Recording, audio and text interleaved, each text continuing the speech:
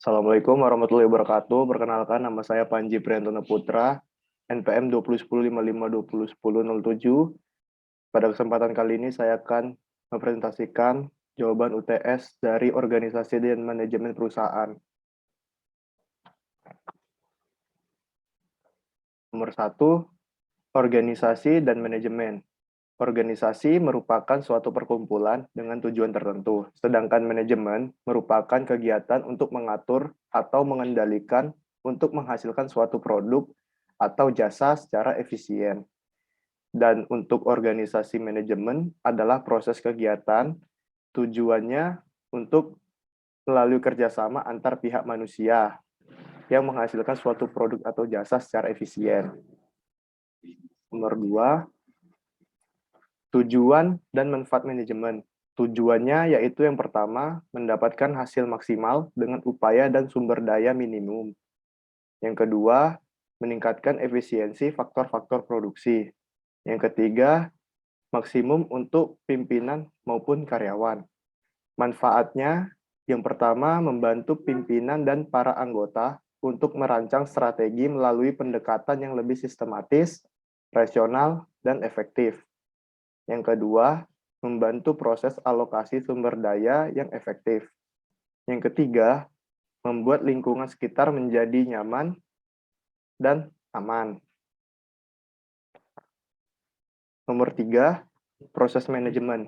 Menurut Sentot Imam Wahjono dan kawan-kawan dalam buku Penghantar Manajemen, terbit tahun 2019, ada 4 proses manajemen dalam perusahaan. Yang pertama, merencanakan atau planning. Planning ini dilakukan oleh manajer. Proses manajemen ini mencakup upaya pemikiran rencana untuk mencapai tujuan perusahaan. Yang kedua, mengorganisasi atau organizing, yaitu proses pengaturan serta pengalokasian tugas dan wewenang yang dilakukan oleh manajer kepada karyawan atau anggota perusahaan. Yang ketiga, memimpin atau leading, yaitu adalah proses pengarahan atau pemberian motivasi kepada karyawan untuk melaksanakan tugas yang diberikan manajer. Yang keempat, controlling. Controlling merupakan upaya manajer untuk memeriksa serta memastikan bahwa semua aktivitas dan tugas yang diberikannya berjalan sesuai dengan rencana. Nomor 4, jenis organisasi. Jenis organisasi dibagi menjadi 3. Yang pertama, organisasi lini. Organisasi lini memiliki ciri-ciri yaitu terdapat perbedaan nyata antara pimpinan dan pelaksana. Yang kedua, peranan pemimpin sangat dominan. Yang ketiga, segala kendali ditangani oleh pimpinan melalui pengaturan perintah. Yang keempat, biasanya pemimpinan sekaligus pemilik. Yang kelima, jumlah anggotanya umumnya terbatas dan perangkatnya sedikit. Keuntungan dari organisasi lini adalah pengambilan keputusan yang cepat, terjaminnya kesatuan perintah, pengawasan, dan koordinasi yang lebih mudah. Kelemahannya, keputusan yang diambil satu orang cenderung kurang sempurna. Butuh pimpinan yang berwawasan luas dan berwibawa. Yang kedua, organisasi staf. Organisasi staf memiliki ciri-ciri yang pertama dalam organisasi dibentuk dalam satuan organisasi staf yang berperan membantu pimpinan. Yang kedua, organisasi staf ini berasal dari berbagai spesialisasi dan tergolong ahli. Yang ketiga, merupakan bentuk pengembangan lebih lanjut dari organisasi lini. Yang keempat, organisasi staf dibentuk karena kompleksnya masalah dan pimpinan tak bisa menyelesaikan semuanya. Yang kelima, bantuan berupa nasihat, tetapi keputusan eksekusi ada pada pimpinan. Organisasi staf memiliki keuntungan dan kerugian. Keuntungannya kualitas keputusan lebih baik karena ada masukan dari kalangan ahli. Yaitu memiliki kerugian yang pertama, keputusan dapat lebih lama, dan kemungkinan menghambat pelaksanaan kegiatan. Yang ketiga ada organisasi ini dan staf. Memiliki ciri-ciri yang pertama, bentuk campuran dari organisasi, lini, dan staf. Yang kedua, peran staf tidak terbatas pada pemberian nasihat saja. tetapi juga tanggung jawab untuk melaksanakan kegiatan tertentu. Yang ketiga, merupakan bentuk lebih lanjut dari perkembangan sistem organisasi staf. Keuntungannya, kualitas keputusan lebih baik karena ada masukan dari banyak orang, tanggung jawab pimpinan berkurang, mendorong pengembangan bakat dan disiplin diri serta tanggung jawab anggota. Kekurangannya, keputusan lebih lama dan kemungkinan menghambat pelaksanaan kegiatan jika staf-staf tidak mengetahui hasil wewenang. Nomor 5, ada 3 level manajemen. Yang pertama, manajemen puncak. Manajemen puncak adalah tingkat manajemen paling tinggi dalam sebuah perusahaan dan memiliki tanggung jawab langsung terhadap pimpinan perusahaan. Peran manajemen puncak yang pertama, beberapa tugas yaitu menyusun serta menetapkan. Yang kedua, mengatur manajemen yang ada di bawah posisi manajemen puncak. Yang ketiga, memanfaatkan berbagai sumber daya yang dimiliki perusahaan. Yang keempat, tanggung jawab atas semua yang dilakukan oleh manajemen di bawahnya. Yang kedua, manajemen middle management. Manajemen menengah adalah manajemen yang berada di bawah manajemen tingkat puncak. Peran manajemen menengah adalah melaksanakan perintah serta kebijakan yang telah ditetapkan manajemen puncak. Yang kedua, memberikan saran atau rekomendasi kepada manajemen puncak. Yang ketiga, berkomunikasi dengan manajemen puncak serta manajemen tingkat bawah. Yang ketiga, ada first line management atau manajemen tingkat pertama, yaitu manajemen yang tingkatnya paling rendah dalam sebuah perusahaan. Peran manajemen tingkat pertama adalah menginformasikan keputusan yang telah diambil manajemen kepada karyawan atau para pekerja. Yang kedua, menyusun rencana harian, mingguan, dan bulanan. Yang ketiga, mengarahkan serta mengendalikan para karyawan. Yang keempat, mengembangkan akhlak serta moral para karyawan. Yang terakhir, menjaga hubungan baik antara manajemen tingkat menengah dengan para karyawan. Nomor 6, rekrutmen, seleksi SDM. Tujuan rekrutmen adalah untuk menyediakan sekelompok calon karyawan yang berkualitas sejalan dengan strategi, wawasan, dan nilai perusahaan untuk membantu mengurangi kemungkinan keluarnya karyawan. Langkah-langkah proses rekrutmen adalah menganalisis kebutuhan posisi, merencanakan proses rekrutmen, pasang lowongan, memproses lamaran kerja, dan melakukan wawancara, memilih kandidat yang cocok, dan diberikan kesempatan kerja. Yang ketujuh, budaya organisasi adalah bisa didefinisikan sebagai filosofi, ideologi, nilai-nilai, asumsi, kepercayaan, harapan, sikap, dan norma yang menyatakan suatu organisasi dan menampung semua keberagaman atau pluralisme.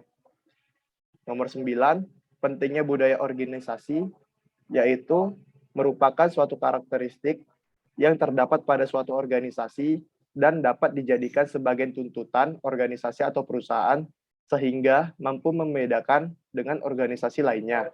Pengaruhnya, budaya organisasi sangat berperan penting dalam menciptakan kelancaran dalam segala aspek yang berjalan di perusahaan. Budaya perusahaan menjadi fondasi yang berisi norma-norma nilai-nilai, cara kerja karyawan, dan kebiasaan yang bermuara pada kualitas kinerja organisasi. Nomor 9, konsep pemimpin. Konsep pemimpin ada 4. Yang pertama, visi yang bisa dicapai dengan membangun kepercayaan. Peran pemimpin menyebabkan rasa kepercayaan secara keseluruhan dalam tim. Misalnya, ketika Anda telah membuktikan diri Anda sebagai seorang pemimpin efektif, anggota tim Anda lebih mungkin untuk datang kepada Anda dengan tantangan yang mereka hadapi. Yang kedua, mendorong karyawan. Sebagai seorang pemimpin, Anda dapat memberikan bimbingan dan dukungan kepada tim Anda. Yang ketiga, meningkatkan komunikasi. Posisi ini sebagai pemimpin dapat membantu untuk menciptakan komunikasi yang sehat dan terbuka di dalam tim. Dan juga dapat membangun fondasi yang langgeng untuk dialog di masa depan. Yang keempat, membangun semangat. Ini untuk memotivasi dan memiliki sikap positif kepada karyawan dan merasa lebih optimis tentang tugasnya mereka sendiri. Nomor 10, gaya kepemimpinan. Gaya kepemimpinan yang pertama yaitu otoriter. Tipe pemimpin ini bertindak diktator pada bawahannya, melakukan pemaksaan dalam menggerakkan kelompoknya. Di sini kewajiban dari bawahan adalah untuk mengikuti dan menjalankan perintah. Tak ada bolesahan dan bantahan dari bawahan. Kelebihan dari gaya kepemimpinan ini adalah keputusan akan dapat diambil dengan cepat karena mutlak hak pemimpin.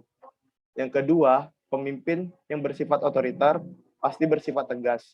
Sehingga apabila terjadi kesalahan dari bawahan, maka pemimpin tak segan untuk menegur. Yang terakhir, mudah dilakukan pengawasan.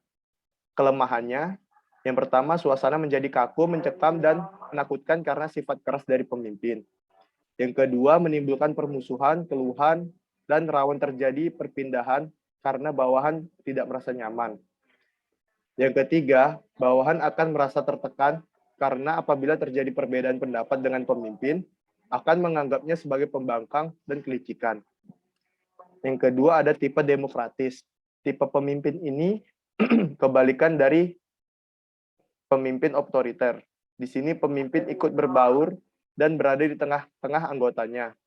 Nah, memiliki kelebihan yang pertama, hubungan antara pemimpin dan bawahan harmonis dan tidak kaku.